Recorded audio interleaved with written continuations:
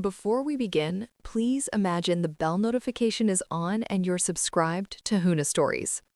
I said it quietly so the mirrors wouldn't hear. Never tell your mother-in-law about the 5.2 million. My granddaughter's hands froze in her lap. The dress bag hung behind her like a ghost. She's not who she pretends to be. She didn't argue. She didn't nod. She just looked at me the way children look when they sense weather changing. She stayed quiet, but 24 hours later, my phone lit up like a confession that didn't know how to whisper. I raised that girl alone. No backup plan, no safety net, just long nights, scraped knees, and the promise I made at her bedside when her parents didn't come back. I became the constant, the soft place, the spine. I met her future mother-in-law a year ago at a charity dinner. Pearls too white, laugh too rehearsed. She gripped my hand like she was measuring bone density, asked what I did before retirement, asked where I lived exactly. She smiled when I deflected.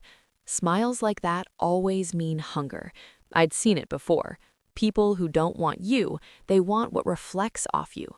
The first sign was small. A florist called me by mistake, confirming a revised budget. Revised upward dramatically. The second was quieter. A banker friend asked if I'd decided on early disbursement. I hadn't. The third didn't bother hiding. A text message forwarded accidentally meant for her. Once we're family, it's practically ours. Practically. That word has ruined more lives than greed ever did. I didn't confront anyone. That's for amateurs. I poured tea. I watched. I listened. I let them believe they were invisible. By midnight, I had timelines. By dawn, I had proof. I didn't cry. I planned. I called my attorney, someone who understands silence as a weapon. We adjusted trusts, layered clauses, contingencies with teeth. I rerouted inheritance into a staggered release: education, housing, healthcare, zero spousal access ever. Then I made my most important move. I let the mother-in-law believe she'd won. I invited her to lunch. I spoke about legacy, about wanting to simplify things. I mentioned numbers, not exact, but heavy enough to bend posture. I watched her pupils widen, watched her stop pretending. That afternoon, she called everyone. I know because they called me, congratulating me on my generosity, on my decision. I corrected no one. The wedding day arrived dressed in white lies. I wore navy. Funerals and victories deserve darker colors. During the reception, she cornered me by the champagne tower. "So," she said, swirling gold like a spell, "family assets can be complex." I smiled soft. That's why I made them simple.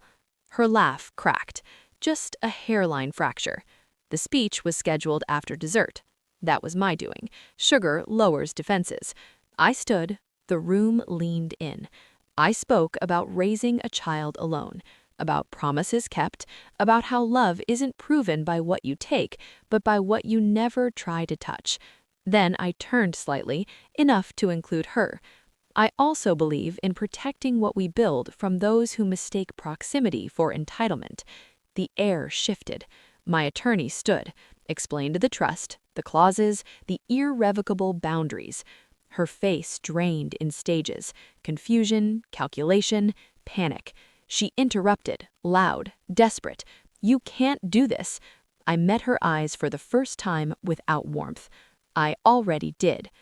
Afterward, she tried bargaining, then threatening, then crying. I gave her nothing.